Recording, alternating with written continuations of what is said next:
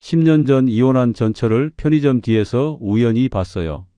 등짐 카트를 끌며 박스를 정리하는 뒷모습이었죠. 다음 날 그 장면이 유튜브에 올라갔어요. 댓글란이 난리였고 아들은 방에서 나오질 않았어요. 그날 밤 집에서 오래된 서류함을 열었어요. 먼지 쌓인 서랍 속에서 이상한 게 나왔거든요. 편의점 사장님이 건넨 낡은 장갑도 이상했어요. 안에 뭔가 들어 있었죠. 며칠 뒤 골목에서 전철을 다시 만났어요. 카트 옆에 주저앉은 채로요. 그때 알았어요. 10년 동안 제가 몰랐던 게 뭔지를요. 오늘 제 이야기를 끝까지 들어주시면 가까운 사람을 어떻게 다시 찾을 수 있었는지 알게 되실 거예요. 영상 보시면서 공감되는 부분 있으시면 댓글로 나눠주세요. 여러분의 이야기도 듣고 싶습니다. 그럼 지금부터 제가 겪은 10년의 이야기를 있는 그대로 말씀드리겠습니다. 안녕하세요. 오늘 여러분께 들려드릴 이야기가 있어요. 구독과 좋아요 부탁드립니다. 저는 68세 안기수입니다. 올해로 허리 치료를 받은 지 3년째인데요. 매주 수요일 저녁이면 동네 정형외과에 다녀왔어요. 침과 물리치료를 받고 나면 허리가 좀 풀리는 느낌이 들어서 꾸준히 다녔죠. 2024년 10월 중순쯤이었어요. 그날도 여느 때처럼 치료를 마치고 집으로 돌아오던 길이었어요. 밤 9시가 넘어서였어요. 병원에서 집까지는 걸어서 15분 정도 거리였는데 중간에 24시 편의점이 하나 있었어요. 저는 항상 그 편의점 앞을 지나쳐 갔죠. 그런데 그날은 뭔가 달랐어요. 편의점 옆 골목 쪽에서 바스락거리는 소리가 들렸거든요. 처음엔 그냥 지나치려고 했어요. 요즘 세상에 밤늦게 골목길에서 나는 소리에 관심 가지면 곤란한 일 생길 수도 있으니까요. 그런데 발걸음이 자꾸 그쪽으로 향했어요.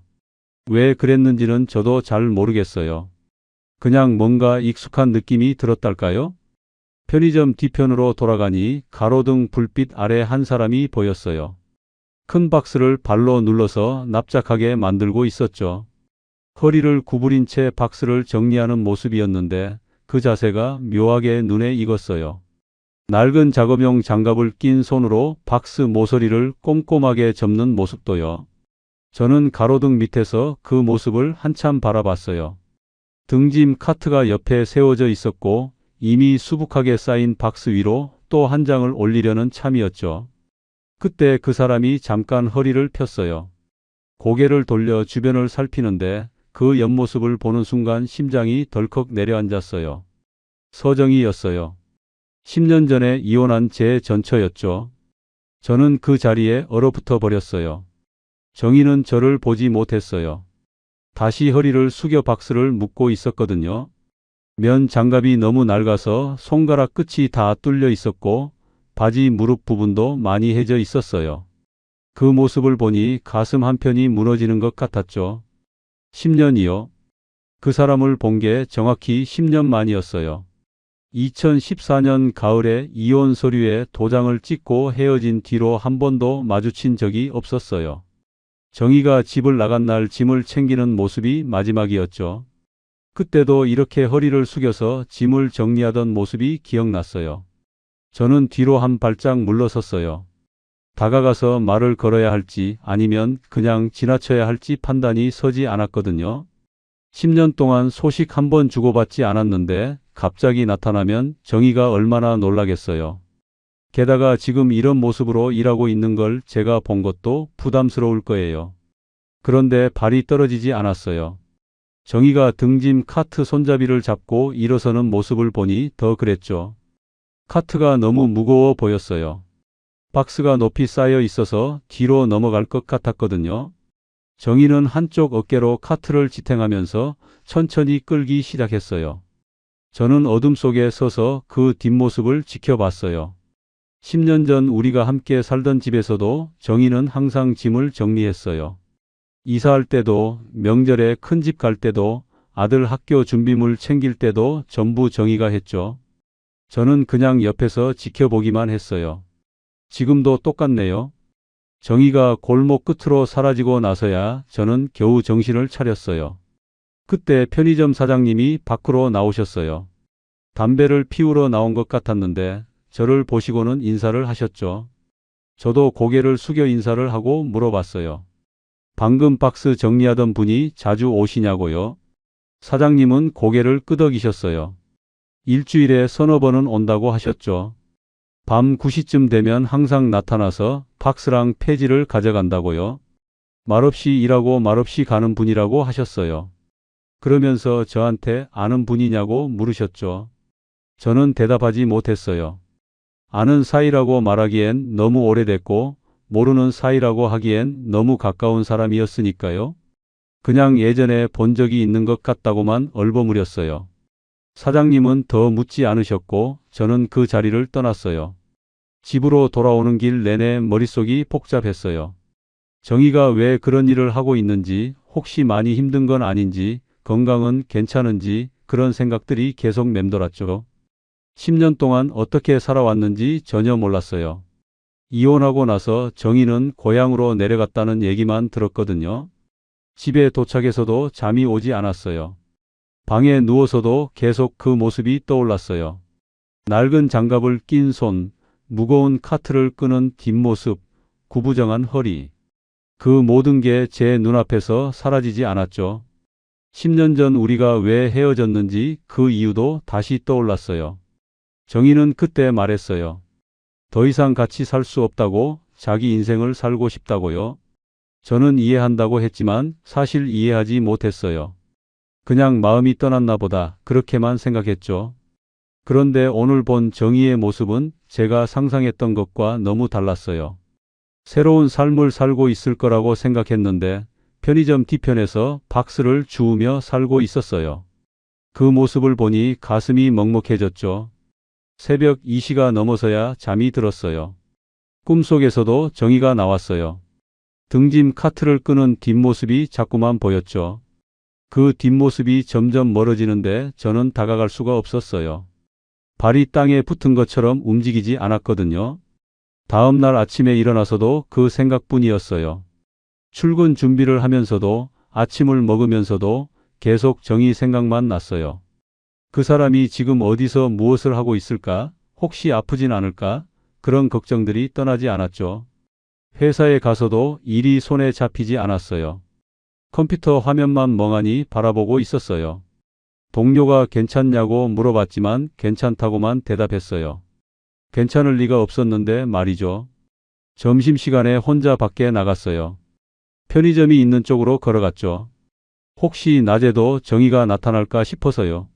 하지만 아무도 없었어요. 한참을 서성이다가 다시 회사로 돌아왔어요.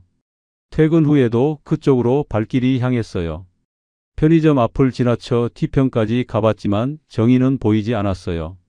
사장님께 여쭤보니 오늘은 안 왔다고 하셨죠. 언제 다시 올지는 모르겠다고요. 저는 매일 저녁 그 편의점 앞을 지나쳤어요. 혹시 정희를 다시 볼 수 있을까 해서요. 하지만 며칠 동안 나타나지 않았어요. 그러다 일주일쯤 지났을 때 다시 봤어요. 똑같은 시간, 똑같은 장소에서 똑같은 모습으로 일하고 있었죠. 그날도 저는 다가가지 못했어요. 그저 멀리서 지켜볼 뿐이었죠. 그런데 그 다음 날 제가 상상도 못한 일이 벌어졌어요. 그 다음 날 아침이었어요. 출근 준비를 하고 있는데 휴대폰이 계속 울렸어요. 카카오톡 알림이 멈추지 않았죠. 처음엔 스팸인 줄 알았어요. 그런데 열어보니 친척들 단톡방이었어요. 조카가 유튜브 링크 하나를 올려놨더라고요. 제목을 보는 순간 식은땀이 났어요. 전직 요양보호사, 폐지박스 수집으로 생계야간, 골목의 슬픈 현실 이런 제목이었거든요. 손가락이 떨렸지만 영상을 눌렀어요. 그리고 화면을 보는 순간 숨이 막혔죠. 정희였어요. 제가 일주일 전에 봤던 그 편의점 뒤편에서 박스를 정리하는 모습이 그대로 찍혀 있었어요. 누군가 몰래 촬영한 게 분명했죠. 카메라 각도가 정희를 의식하지 못하게 찍은 것처럼 보였거든요. 영상은 3분 정도였어요. 정희가 박스를 발로 누르고 끈으로 묶고 등짐 카트에 싣는 모습이 전부 담겨 있었죠. 낡은 장갑, 해진 바지, 구부정한 허리. 제가 봤던 그 모습 그대로였어요. 영상 설명란에는 이렇게 적혀 있었어요. 60대 추정 여성, 매일 밤 9시쯤 이 골목에 나타나 폐지와 박스를 수집합니다. 알아보니 예전에 요양보호사로 일했다는데 지금은 이렇게 생계를 이어가고 있다고 합니다. 조회수가 벌써 5만을 넘어가고 있었어요. 업로드된 지 12시간밖에 안 됐는데 말이죠. 댓글란을 내리는데 손이 떨렸어요. 사람들이 뭐라고 썼는지 보고 싶지 않았지만 눈이 자꾸 그쪽으로 갔죠. 노후 준비 안 하면 이렇게 됩니다. 자식들은 뭐 하나, 남편은 없나 봐요. 아니 요양보호사면 돈 좀 벌었을 텐데 저 나이에 저러고 다니면 위험하지 않나요? 댓글 하나하나가 가슴을 찔렀어요. 그런데 스크롤을 더 내리다가 심장이 멎는 줄 알았어요. 누군가 이렇게 댓글을 달아놨더라고요. 이분 남편 안기수 아닌가요? 우리 동네 사는데 10년 전에 이혼했다는 얘기 들었어요. 그 밑으로 또 다른 댓글이 달렸어요. 맞아요. 저도 같은 동네에 살아요. 남편 멀쩡히 잘 사는데 전처만 이렇게 사네요. 휴대폰을 쥔 손에 힘이 들어갔어요. 제 이름이 거기 떡하니 박혀 있었죠. 동네 사람들이 다 보고 있을 거예요. 회사 사람들도, 친척들도, 아는 사람들 모두요. 어떻게 해야 할지 몰랐어요. 그때 아들 방에서 소리가 들렸어요. 큰 소리로 뭐라고 외치는 것 같았는데 정확히 들리진 않았어요. 아들 방 문을 두드렸죠. 대답이 없어서 문을 열었어요. 아들은 침대에 앉아서 휴대폰을 붙들고 있었어요. 얼굴이 새하얗게 질려 있었어요. 제 눈을 마주치자마자 휴대폰을 던지더니 이불을 뒤집어 썼어요. 저는 아들이 던진 휴대폰을 주워 들었어요. 화면엔 단톡방이 열려 있었죠. 아들 친구들끼리 하는 단톡방이었어요. 친구들이 올린 메시지를 보는데 눈앞이 캄캄해졌어요. 야, 이거 내 엄마 아니야? 대박 유튜브 떴네. 요즘 폐지 줍는 거 돈 되나 봐. 너네 엄마 아빠 이혼했다며? 너희 아빠는 뭐 하는데? 그런 메시지들이 계속 이어지고 있었어요. 아들은 이불 속에서 울고 있었어요. 어깨가 들썩이는 게 보였죠.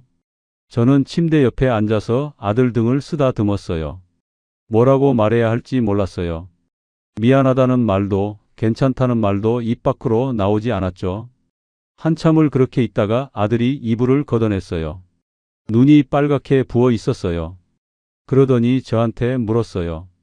왜 엄마가 저러고 사는지 아냐고, 아빠는 왜 아무것도 안 했냐고요? 저는 대답하지 못했어요. 정말 아무것도 몰랐거든요. 아들은 방문을 잠그고 나오지 않았어요. 아침도 먹지 않고 학교도 가지 않았죠. 몇 번이나 문을 두드렸지만 대답이 없었어요. 그날 저도 회사에 가지 못했어요. 집에 혼자 있을 수가 없었거든요. 거실 소파에 앉아서 영상을 다시 봤어요. 몇 번을 돌려봤는지 모르겠어요. 정희가 박스를 묶는 손이 자꾸 눈에 들어왔죠. 그 손이 예전엔 저한테 밥을 차려주던 손이었어요. 아들 도시락을 싸던 손이었고 제 와이셔츠를 다리던 손이었죠. 댓글은 계속 늘어나고 있었어요. 조회수도 10만을 넘어섰어요. 사람들은 정의를 불쌍하게 여기는 척하면서 사실은 구경거리로 삼고 있었죠. 그 누구도 정말 도우려는 사람은 없었어요. 친척들 단톡방에서도 메시지가 계속 왔어요. 기수야, 이거 진짜야? 정희 씨 요새 어떻게 지내? 너 연락하고 지내? 저는 답장하지 않았어요. 뭐라고 말해야 할지 몰랐거든요. 오후 3시쯤 되니까 회사에서 전화가 왔어요. 인사팀에서 걸려온 거였죠. 유튜브 영상 때문에 문의 전화가 몇 통 들어왔다고 했어요. 기자들도 연락했다고요. 제 개인적인 일이지만 회사 이미지에도 영향을 줄 수 있으니 조심해 달라고 했어요. 저는 그냥 알겠다고만 했어요. 뭘 어떻게 조심하라는 건지도 모르겠고 이 상황을 어떻게 해결해야 할지도 몰랐죠. 그냥 모든 게 악몽이면 좋겠다는 생각만 들었어요. 저녁 7시가 넘어서야 아들이 방에서 나왔어요. 눈이 퉁퉁 부어 있었고 얼굴이 창백했죠. 제가 차려놓은 저녁밥을 보더니 고개를 저었어요. 그리고 조용히 말했어요. 학교 안 가겠다고 친구들 얼굴 볼 수가 없다고요. 저는 아들을 안아주고 싶었어요. 하지만 그럴 자격이 없는 것 같았죠. 10년 동안 정의를 방치한 사람이 무슨 자격으로 아들을 위로하겠어요. 저는 그저 미안하다고만 했어요. 아들은 방으로 돌아갔고 저는 거실에 혼자 남았어요. 밤 9시가 됐어요. 정의가 편의점에 나타날 시간이었죠. 저는 재킷을 입고 밖으로 나갔어요. 편의점까지 뛰어갔어요. 뒤편으로 돌아가니 정의가 있었어요. 여전히 박스를 정리하고 있었죠. 저는 그 자리에 서서 정의를 봤어요. 영상을 찍은 사람이 또 있을지도 몰랐어요. 하지만 그건 중요하지 않았죠. 지금 당장 정의한테 가서 물어봐야 했어요. 왜 이렇게 살고 있는지, 무슨 일이 있었던 건지요. 한 발짝 다가서려는데 정의가 고개를 들었어요. 저와 눈이 마주쳤죠. 그 순간 정의의 표정이 굳어졌어요. 저를 알아본 거예요. 10년이 지났지만 여전히 저를 알아봤죠. 정의는 박스 묶는 걸 멈췄어요. 그리고 천천히 일어서더니 등짐 카트를 잡았어요. 제가 뭐라고 말하기도 전에 카트를 끌고 골목 밖으로 나가려고 했죠. 저는 서둘러 다가갔어요. 정의 앞을 가로막았어요. 그런데 입이 떨어지지 않았어요. 무슨 말을 해야 할지 몰랐거든요. 영상 봤다고 말할까요? 아니면 왜 이렇게 사냐고 물을까요? 아무 말도 나오지 않았어요. 정의는 저를 잠깐 보더니 고개를 돌렸어요. 그리고 조용히 말했어요. 비켜달라고, 갈 길이 바쁘다고요. 목소리가 너무 차가웠어요. 10년 전 집을 나갈 때보다도 더 차가운 목소리였죠. 저는 비켜섰어요. 정의는 그대로 골목을 빠져나갔어요. 저는 그 뒷모습을 보면서 생각했어요. 10년 동안 정의한테 무슨 일이 있었던 걸까요? 왜 이렇게까지 살아야 했을까요? 그리고 저는 왜 아무것도 몰랐던 걸까요? 이대로 모른 척하고 살 수는 없을 것 같았어요. 그날 밤 집으로 돌아와서 잠을 이룰 수가 없었어요. 정의의 차가운 목소리가 계속 귓가에 맴돌았죠. 비켜달라고, 갈 길이 바쁘다고 했던 그 말투가 머릿속에서 지워지지 않았어요. 10년 전에도 그랬어요. 이혼 서류에 도장을 찍던 날에도 정의는 그렇게 담담한 표정이었죠. 새벽 4시가 넘어서 일어났어요. 더 이상 누워 있을 수가 없었거든요. 거실로 나와서 물을 마시다가 문득 서재가 눈에 들어왔어요. 이혼 서류를 보관해둔 곳이었죠. 10년 동안 한 번도 열어보지 않았던 서랍이었어요. 서재 책상 앞에 앉았어요. 서랍을 여는 손이 떨렸죠. 먼지가 수북이 쌓여 있었어요. 맨 위에 이혼 서류가 있었고 그 밑으로 옛날 통장이며 영수증들이 차곡차곡 쌓여 있었어요. 하나씩 꺼내서 펼쳐봤죠. 2014년 여름 통장 거래 내역이었어요. 정의 명의 통장이었는데 이상한 점이 눈에 들어왔어요. 매달 50만 원씩 빠져나가고 있었거든요. 받는 사람 이름은 제 동생이었어요. 안기철이요. 동생한테 돈을 보냈다는 걸 그때 처음 알았어요. 정의가 왜 동생한테 돈을 보냈을까요? 다음 달 거래 내역을 봤어요. 또 50만 원이 빠져나갔죠. 그 다음 달도 마찬가지였어요. 2013년부터 2014년까지 계속 이어지고 있었어요. 손이 떨렸어요. 정의가 모은 돈이 전부 동생한테 간 거였죠. 그때 동생이 무슨 일을 했는지 기억이 났어요. 사업을 한다고 돈을 빌렸다가 망했어요. 빚이 2천만 원 넘게 생겼고 채권자들한테 쫓기고 있었죠. 저한테는 도와달라는 말을 못했어요. 제가 그때 허리 수술을 받고 회복 중이었거든요. 병원비도 많이 들어간 상황이었고요. 그래서 정의한테 간 거였어요. 형수님한테 도와달라고 했던 거죠. 다음 서류를 펼쳤어요. 대부업체에서 온 독촉장이었어요. 정의 이름으로 온 거였죠. 원금 500만 원의 이자가 붙어서 800만 원이 넘어가 있었어요. 독촉장 날짜는 2014년 8월이었어요. 우리가 이혼하기 한 달 전이었죠. 가슴이 철렁 내려앉았어요. 정의가 대부업체에서 돈을 빌렸다는 걸 전혀 몰랐거든요. 동생 빚을 갚으려고 빌린 거였어요. 그리고 그 빚을 갚느라 혼자 고생했던 거죠. 서류함을 더 뒤졌어요. 병원 진료 기록이 나왔어요. 신경정신과 진료 기록이었죠. 정희 이름으로 되어 있었고 진료 날짜는 2014년 4월부터 8월까지였어요. 매주 목요일 밤 9시에 진료를 받았더라고요. 진단명을 보는데 숨이 막혔어요. 불안장애, 불면증, 우울증 그런 병명들이 적혀 있었어요. 정희가 그렇게 아팠던 줄 몰랐어요. 아니, 몰랐다기보다는 모르려고 했던 거죠. 그때가 떠올랐어요. 2014년 여름이었어요. 정희가 자꾸 밤늦게 외출했어요. 어디 가냐고 물으면 그냥 산책한다고만 했죠. 한두 시간씩 나갔다가 돌아오곤 했어요. 얼굴이 창백했고 눈 밑에 다크서클이 짙었죠. 저는 그때 뭐라고 했을까요? 신경질을 냈어요. 밤에 돌아다니지 말라고, 위험하다고요. 정희는 아무 말도 하지 않았어요. 그냥 고개만 끄덕였죠. 이제 생각해보니 그때 병원에 가고 있었던 거예요.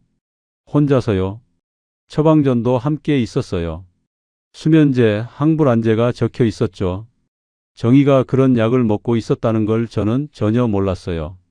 아침마다 밥을 차려주고 빨래를 하고 집안일을 하던 사람이 그렇게 힘들어하고 있었는데 말이죠. 다음 서류를 꺼냈어요. 채권 추심 통지서였어요. 동생 빚을 정희가 연대 보증을 섰나 봐요. 그래서 채권자들이 정희한테 연락한 거였죠. 휴대폰 번호가 적혀 있었고 집 전화번호도 있었어요. 그때 또 기억났어요. 집 전화가 자주 울렸죠. 정희가 받으면 말없이 끊는 일이 많았어요. 누구냐고 물으면 잘못 걸린 거라고만 했어요. 이제 보니 채권자들이었던 거예요. 정희는 저한테 말하지 않으려고 혼자 다 받았던 거죠. 서류를 더 뒤지다가 편지 한 통을 발견했어요. 봉투에 아무 이름도 적혀 있지 않았어요. 그냥 흰 봉투였죠. 열어보니 정희 글씨로 쓴 편지였어요. 날짜는 2014년 9월 15일이었어요. 이혼하고 일주일 후였죠. 편지를 읽는데 눈물이 났어요. 정희는 이렇게 썼어요. 미안하다고, 짐이 되고 싶지 않다고요. 허리 아픈 남편한테 더 이상 부담 주기 싫다고, 빚 때문에 가족들 고생시키고 싶지 않다고요. 혼자 다 해결하고 올 테니 기다려 달라고 했어요. 하지만 그 편지는 제게 전달되지 않았어요. 서랍 깊은 곳에 그냥 넣어둔 거예요. 정희가 마음을 바꿨나 봐요. 보내지 않기로 결심한 거죠. 그리고 그냥 떠난 거예요. 아무 설명도 없이요. 저는 서재 바닥에 주저앉았어요. 서류들이 사방에 흩어져 있었고 편지는 제 손에 쥐어져 있었죠. 10년 동안 저는 뭘 했을까요? 정희가 마음이 떠나서 간 줄로만 알았어요. 새로운 삶을 살고 싶어서 떠난 줄 알았죠.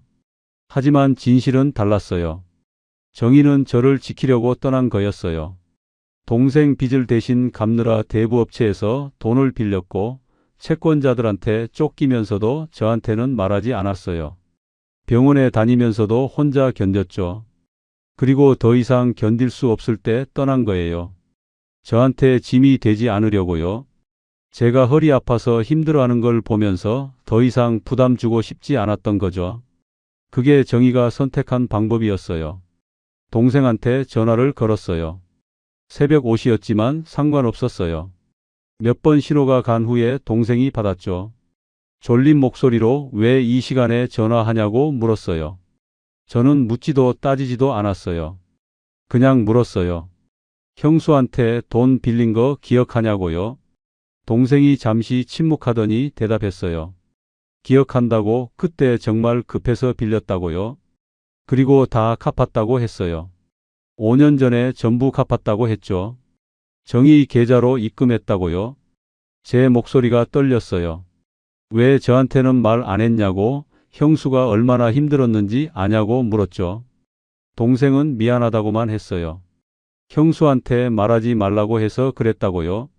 형한테 걱정 끼치기 싫다고 했다면서요. 전화를 끊었어요. 머릿속이 복잡했어요.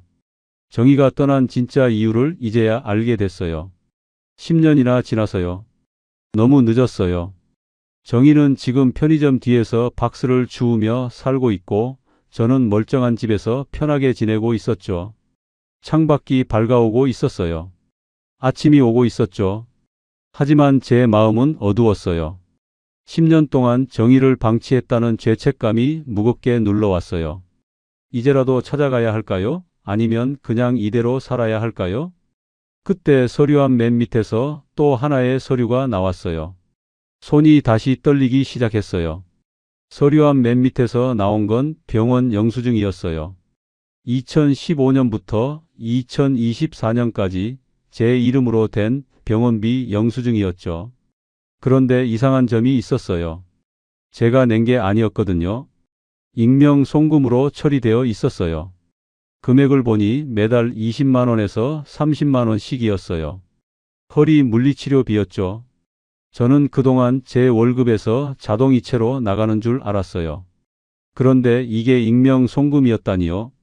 도대체 누가 10년 동안 제 병원비를 내준 거죠? 병원 영수증 뒤에 메모가 적혀 있었어요.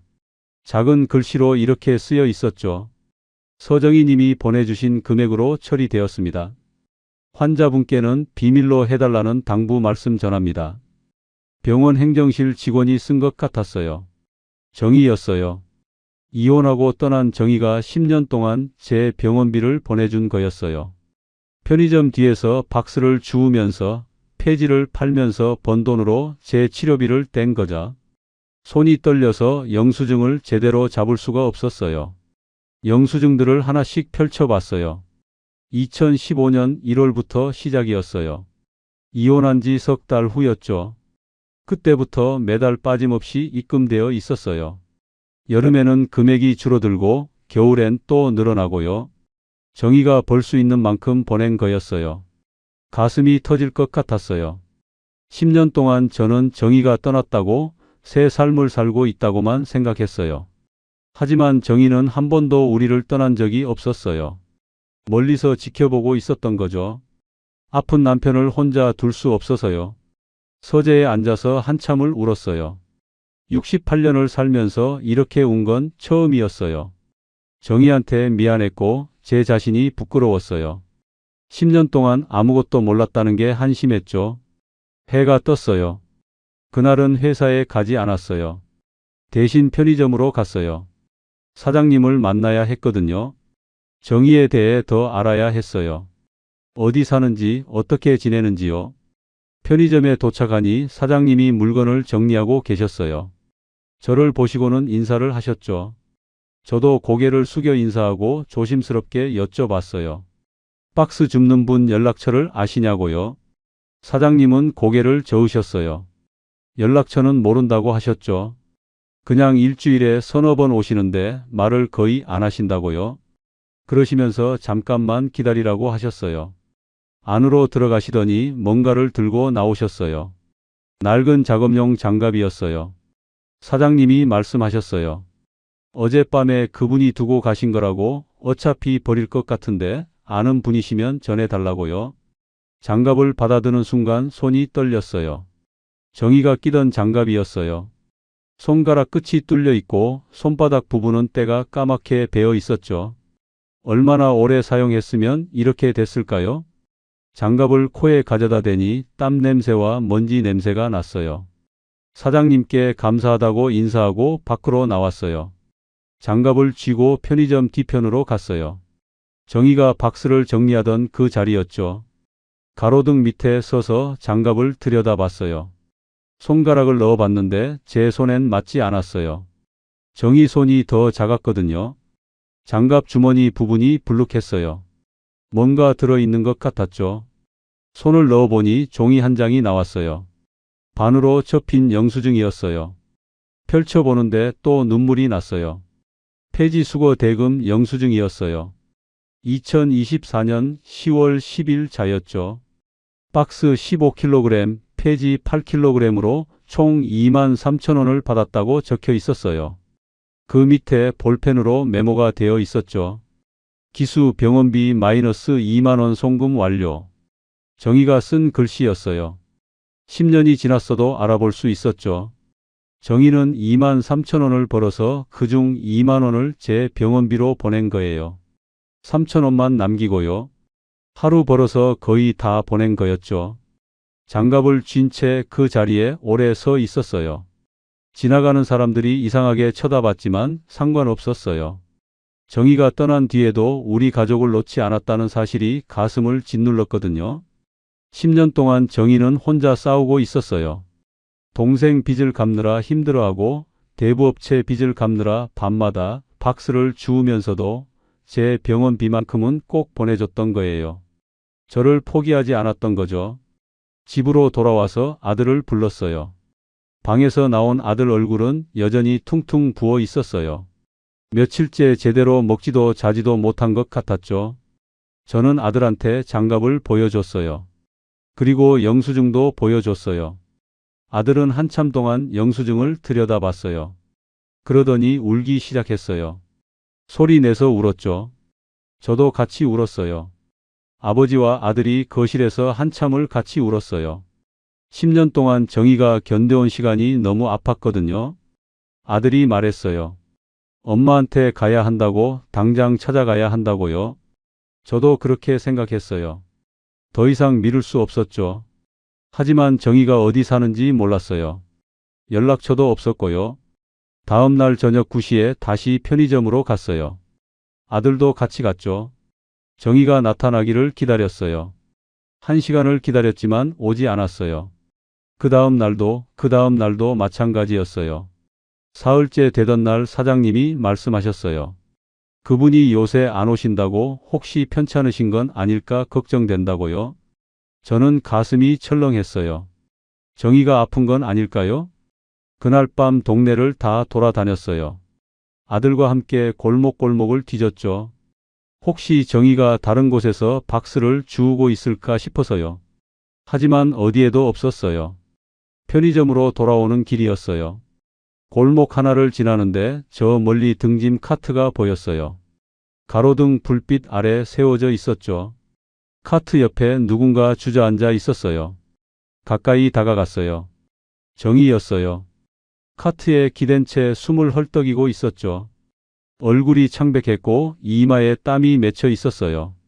손등은 박스끈에 쓸려서 갈라져 있었고 피가 배어 나오고 있었어요. 아들이 먼저 달려갔어요. 엄마라고 부르면서 정희 곁에 무릎을 꿇었죠. 저도 뒤따라갔어요. 정희는 우리를 보더니 고개를 돌렸어요. 하지만 일어설 힘이 없는 것 같았어요. 그날 바람이 세게 불었어요. 10월 말 겨울바람이었죠. 정희가 입은 점퍼는 너무 얇았어요. 그 안에서 온몸이 떨리고 있었죠. 저는 제 재킷을 벗어서 정희 어깨에 덮어줬어요. 정희가 재킷을 밀어냈어요. 하지만 힘이 없어서 그냥 그대로 덮였죠. 팔목이 부어 있었어요. 아들이 물었어요. 엄마 어디 아프냐고, 병원 가야 되는 거 아니냐고요.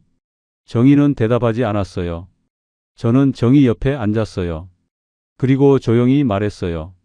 이제 그만하자고, 더 이상 혼자 견디지 말자고요. 10년 동안 고생했다고 이제는 같이 살자고 했죠. 정희가 저를 봤어요. 눈에 눈물이 고여 있었어요. 정희의 눈물을 보는 순간 모든 게 무너졌어요. 10년 동안 쌓아왔던 벽이 와르르 무너지는 것 같았죠. 저는 정희 손을 잡았어요. 차갑고 거칠었어요. 손등에 난 상처에서 피가 계속 배어 나오고 있었죠. 아들이 119에 전화를 걸었어요. 구급차가 오는 동안 저는 정희를 안았어요. 정희는 저항하지 않았어요. 그냥 힘없이 제 품에 기댔죠. 얼마나 지쳤으면 이렇게 힘이 없을까요? 온몸이 얼음장처럼 차가웠어요. 구급차가 도착했어요. 구급대원들이 정희를 들것에 옮겼죠. 혈압을 재고 체온을 확인했어요. 구급대원이 말했어요. 저체온증 증세가 있다고, 탈수도 심하다고요. 빨리 병원에 가야 한다고 했죠. 저와 아들도 구급차에 함께 탔어요. 정희는 산소 마스크를 쓴 채 누워 있었어요. 눈을 감고 있었지만 의식은 있는 것 같았죠. 아들이 정희 손을 꼭 잡고 있었어요. 엄마라고 계속 부르면서요. 응급실에 도착했어요. 의사들이 정희를 데리고 안으로 들어갔죠. 저와 아들은 밖에서 기다렸어요. 1시간쯤 지났을까요? 의사가 나와서 설명했어요. 영양실조에 탈수 증세가 있고 손목과 발목에 염증이 생겼다고요. 며칠은 입원해야 한다고 했죠. 병실로 옮겨진 정희를 보러 갔어요. 침대에 누워서 링거를 맞고 있었어요. 병원복을 입은 모습이 너무 작아 보였죠. 10년 사이에 많이 여인 것 같았어요. 땀이 푹 꺼져 있었고 손목은 앙상했어요. 의자를 끌어다 침대 옆에 앉았어요.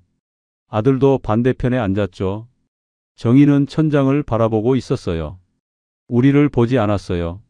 저는 조용히 말을 꺼냈어요. 서류 봤다고, 병원 영수증도 봤다고요. 정희가 고개를 돌렸어요. 저를 봤죠. 그리고 작은 목소리로 말했어요. 미안하다고, 짐이 됐다고요. 저는 고개를 저었어요. 짐이 아니라고, 당신이 10년 동안 우리를 지켜줬다고 했죠. 아들이 울기 시작했어요. 엄마한테 미안하다고 했어요. 몰랐다고, 엄마가 그렇게 힘들었는지 전혀 몰랐다고요. 정희가 아들을 봤어요. 그리고 손을 뻗어서 아들 머리를 쓰다듬었어요. 괜찮다고 했어요. 정희가 말했죠. 다 괜찮다고, 아들은 잘못 없다고요. 그냥 엄마가 부족해서 그랬다고 했어요. 아들은 더 크게 울었어요. 저도 눈물이 났지만 참았어요. 참아야 했거든요. 밤이 깊어갔어요. 아들을 집에 보내고 저는 병실에 남았어요. 간이 침대를 깔아주셨지만 잠이 오지 않았어요. 정희도 자지 못하는 것 같았죠. 천장만 바라보고 있었어요. 새벽 2시쯤 됐을까요? 정희가 입을 열었어요. 조용한 목소리였지만 선명하게 들렸어요. 이혼하고 나서 어떻게 살았는지 얘기해 주었어요. 처음 듣는 이야기였죠. 정희는 고향으로 내려가지 않았대요. 제 생각과 달리요. 그냥 이 동네 반대편에 있는 고시원에서 살았다고 했어요. 작은 방 하나였죠. 거기서 10년을 살았대요. 처음엔 요양보호사 일을 했대요. 밤낮으로 일했다고 했어요. 한 달에 150만 원 정도 벌었는데 그중 절반은 동생 빚 갚는 데 썼고 나머지로 제 병원비를 보냈다고 했죠. 자기는 고시원비랑 밥값만 쓰면서요. 3년쯤 지나니까 몸이 안 좋아졌대요. 허리도 아프고 무릎도 아팠다고요. 요양보호사 일을 계속할 수가 없어서 그만뒀대요. 그때부터 폐지랑 박스를 주우기 시작했다고 했죠. 하루에 3만 원에서 5만 원 정도 벌었대요. 많을 때는 7만 원도 벌었다고요. 그 돈으로 고시원비 내고 밥 사 먹고 제 병원비 보내고 했대요. 남는 건 없었지만 괜찮았다고 했어요. 왜 연락하지 않았냐고 물었어요. 정희가 대답했어요. 연락하면 돌아오라고 할 것 같아서래요. 하지만 빚을 다 갚기 전엔 돌아갈 수 없었대요. 짐이 되고 싶지 않았다고 했죠. 5년 전에 동생 빚을 다 갚았대요. 대부업체 빚도 그때 정리했다고요. 그때 돌아올까 생각했대요. 하지만 못했다고 했어요. 왜냐고 물으니까 대답이 돌아왔어요. 아들 때문이었대요. 아들이 대학 들어가는 걸 봤다고 했어요. 입학식 날 멀리서 지켜봤다고요. 아들이 너무 잘 자라서 감사했대요. 그런데 자기가 나타나면 아들한테 상처가 될 것 같았대요. 이혼한 엄마, 폐지 줍는 엄마. 그런 엄마가 나타나면 아들이 부끄러워할 것 같았대요. 친구들한테 놀림받을 것 같았다고 했죠. 그래서 그냥 멀리서 지켜보기로 했대요. 가슴이 찢어지는 것 같았어요. 정희는 10년 동안 혼자 싸우면서도 우리를 생각했어요. 아들 상처받을까봐, 제가 힘들어할까봐 나타나지 않았던 거예요. 그게 정희가 선택한 사랑의 방법이었죠. 그럼 왜 유튜브 영상에 찍혔냐고 물었어요. 정희가 쓴 웃음을 지었어요. 모르고 있었대요. 누가 찍는지도 몰랐고 영상이 올라간 것도 며칠 후에 알았다고요. 편의점 사장님이 알려줬대요. 영상 보고 어떤 생각 들었냐고 물었어요. 정희가 천장을 보면서 말했어요. 이제 끝났다고 생각했대요. 숨어 살던 10년이 다 드러났으니까요. 아들이 상처받을 거라고 생각했대요. 그래서 더 이상 편의점에 가지 않았대요. 다른 동네로 가서 박스를 주워야겠다고 생각했다고요. 그런데 몸이 말을 안 들었대요. 그날 밤 카트를 끌다가 그냥 주저앉았다고 했죠. 정이 손을 잡았어요. 이제 그만하자고 했어요. 더 이상 혼자 견디지 말자고 같이 살자고 했죠. 정이가 고개를 저었어요. 안 된다고, 자기는 자격이 없다고 했어요. 왜 자격이 없냐고 물었어요. 정이가 울먹이며 말했어요. 10년 동안 엄마도 아내도 아니었다고, 그냥 남이었다고요. 이제 와서 돌아간다는 게 염치 없다고 했죠. 저는 정이 손을 더 세게 잡았어요. 그리고 말했어요. 당신은 한 번도 남이 아니었다고, 10년 동안 가장 가까운 사람이었다고요. 병원비 보내주고 우리를 지켜봐 준 사람이라고 했죠. 정이가 저를 봤어요. 눈물이 주르륵 흘러내렸어요. 저도 울었어요. 두 사람이 병실에서 한참을 울었죠. 10년 동안 참았던 눈물을 쏟아냈어요. 새벽 4시가 넘어서야 정이가 잠들었어요. 저는 간이 침대에 누웠지만 잠들지 못했어요. 앞으로 어떻게 해야 할지 생각했죠. 정이를 어떻게 설득해야 할지, 아들과 어떻게 다시 가족이 될 수 있을지요. 아침이 밝았어요. 정이가 깨어났고 아들이 병원에 왔어요. 아침밥을 사들고 왔죠. 세 사람이 병실에서 밥을 먹었어요. 10년 만에 함께 먹는 밥이었어요. 어색했지만 따뜻했죠. 퇴원 날짜가 정해졌어요. 일주일 후였어요.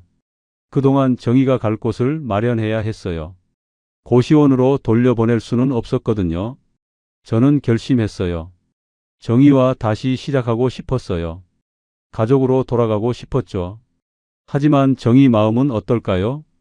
정이가 퇴원하던 날이었어요. 일주일 동안 치료를 받고 많이 좋아졌죠. 얼굴에도 혈색이 돌고 손목 염증도 거의 나았어요. 하지만 퇴원 수속을 하면서 정이는 계속 불안해했어요. 어디로 가야 할지 모르겠다는 표정이었죠. 저는 이미 준비를 해뒀어요. 병원 근처에 작은 전셋집을 알아봤거든요. 방 2개에 거실 하나 있는 작은 집이었죠. 보증금은 제 적금을 깨서 마련했어요. 정희한테 그 얘기를 했을 때 정희는 고개를 저었어요. 안 된다고 했어요. 자기 때문에 돈 쓰지 말라고요. 고시원으로 돌아가겠다고 했죠. 저는 정희 손을 잡았어요. 그리고 부탁했어요. 이번엔 제 말을 들어달라고, 같이 살아보자고요. 안 되면 그때 가도 된다고 했죠. 정희가 한참을 생각하더니 고개를 끄덕였어요. 조건이 있었어요. 생활비는 자기가 내겠다고 했죠. 일을 해서 벌겠다고요. 저는 그러자고 했어요. 일단 같이 사는 게 중요했거든요. 전셋집으로 이사 가던 날을 잊을 수가 없어요.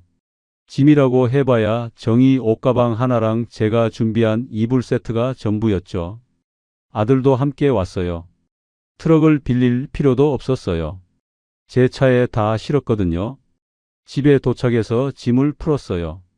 정희는 작은 방을 쓰겠다고 했어요. 큰 방은 아들한테 주자고요. 저는 거실 소파에서 자면 된다고 했죠. 정희가 안 된다고 했지만 제가 고집을 부렸어요. 첫날 밤이었어요.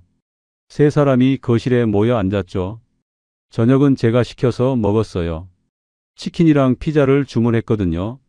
오랜만에 함께 먹는 저녁이었어요. 어색했지만 나쁘지 않았죠. 아들이 입을 열었어요. 엄마한테 미안하다고 또 말했어요. 정희는 괜찮다고 했죠. 하지만 아들은 계속 미안해했어요. 그러더니 방으로 들어가서 노트 한 권을 가지고 나왔어요. 펼쳐보니 편지였어요. 아들이 엄마한테 쓴 편지였죠. 병원에 입원해 있는 동안 매일 한 장씩 썼다고 했어요. 일주일 동안 7장을 썼더라고요. 정희가 그 편지를 읽는데 눈물을 흘렸어요. 편지에는 이런 내용이 적혀 있었어요. 몰라서 미안하다고, 엄마가 그렇게 힘들었는지 전혀 몰랐다고요.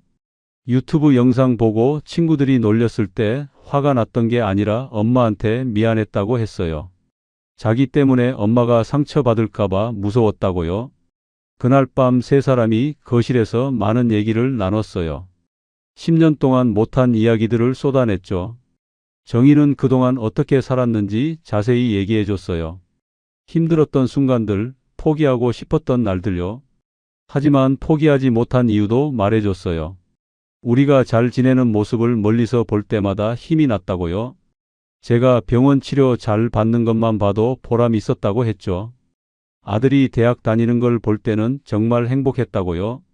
저는 정희한테 약속했어요.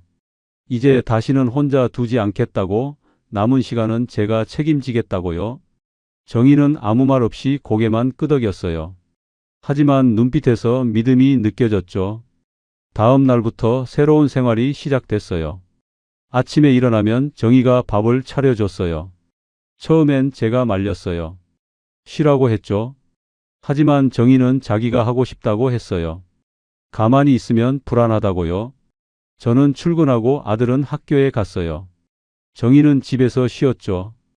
병원에서 한 달은 푹 쉬라고 했거든요. 하지만 정희는 가만히 있지 못했어요. 집안 정리를 하고 빨래를 하고 저녁 준비를 했어요. 2주쯤 지났을까요? 정희가 말했어요. 일을 찾아보고 싶다고요. 더 이상 놀고 있을 수 없다고 했죠.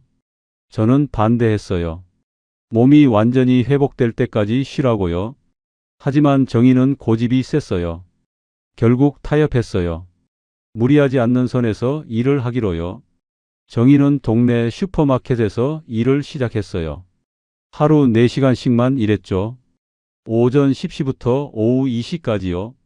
무리하지 않는 시간이었어요. 한 달쯤 지나니까 정희가 조금씩 변하기 시작했어요. 표정이 밝아졌죠. 말도 많아졌고요. 저녁에 슈퍼에서 있었던 일을 얘기해 주기도 했어요. 단골 손님들이 친절하다고, 사장님이 좋은 분이라고요. 아들도 변했어요. 학교에서 돌아오면 제일 먼저 정희를 찾았어요.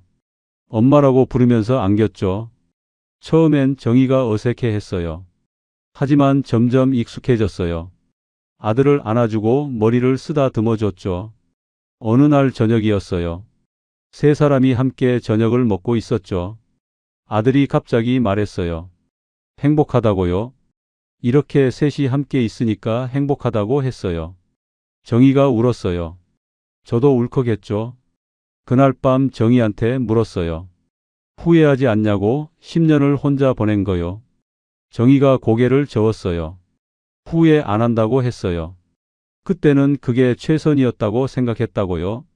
지금 이렇게 함께 있을 수 있어서 감사하다고 했죠. 저는 정희한테 사과했어요. 10년 동안 아무것도 몰랐던 것에 대해서요. 동생 빚 문제도, 정희가 아팠던 것도, 병원비를 보내준 것도 전혀 몰랐다고요.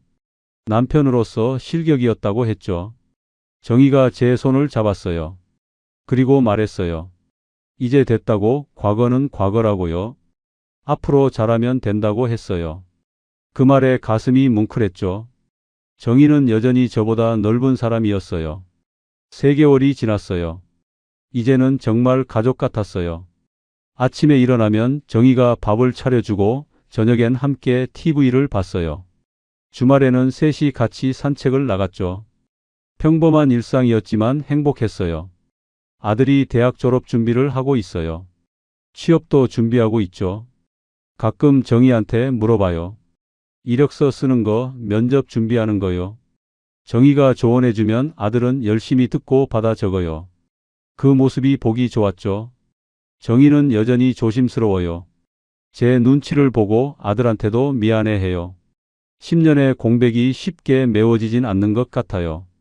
하지만 괜찮아요. 천천히 가면 되니까요. 서두르지 않기로 했어요. 가끔 정희가 말해요. 미안하다고, 좋은 엄마 좋은 아내가 아니었다고요. 그럴 때마다 저는 고개를 저어요. 그리고 말해줘요. 당신은 최고의 엄마이자 아내였다고, 10년 동안 우리를 지켜준 사람이라고요. 지난주에 동생이 찾아왔어요. 정희한테 사과하러 왔죠. 10년 전 빚 때문에 미안하다고, 형수님한테 큰 빚을 졌다고 했어요. 정희는 괜찮다고 했어요. 다 지난 일이라고요. 동생은 한참을 울었어요. 저는 이제야 알았어요. 가족이 뭔지요? 가족은 함께 사는 게 아니에요. 서로를 지키는 거예요. 힘들 때 혼자 버티는 게 아니라 함께 버티는 거죠. 저는 10년 동안 그걸 몰랐어요. 정의는 알고 있었고요. 잃어버린 10년은 돌이킬 수 없어요. 하지만 남은 시간은 있어요. 이제부터라도 제대로 하고 싶어요. 정의 옆을 지키고 아들과 함께 웃고 평범한 일상을 소중히 여기면서요. 68년을 살면서 이제야 깨달았어요. 행복은 멀리 있는 게 아니었어요. 가까운 사람의 손을 잡는 것, 함께 밥을 먹는 것, 그 사람의 숨소리를 듣는 것. 그게 행복이었어요. 요즘 정의가 자주 웃어요. 예전처럼은 아니지만 조금씩 밝아지고 있어요. 그 웃음을 볼 때마다 생각해요. 늦었지만 다행이라고, 이제라도 함께여서 감사하다고요. 혹시 여러분 주변에도 정의 같은 사람이 있지 않나요? 혼자 힘들어하면서도 내색하지 않는 사람, 가족을 위해 자기를 희생하는 사람 말이에요. 그런 사람이 있다면 지금 당장 손 내밀어 주세요. 10년 후엔 너무 늦을 수도 있으니까요. 저처럼 후회하지 마세요. 가까운 사람의 아픔을 놓치지 마세요. 그 사람이 당신 곁을 떠나기 전에 붙잡아 주세요. 가족이라는 이름은 함께 있을 때 비로소 의미가 있으니까요. 여러분은 지금 가족과 어떤 시간을 보내고 계신가요?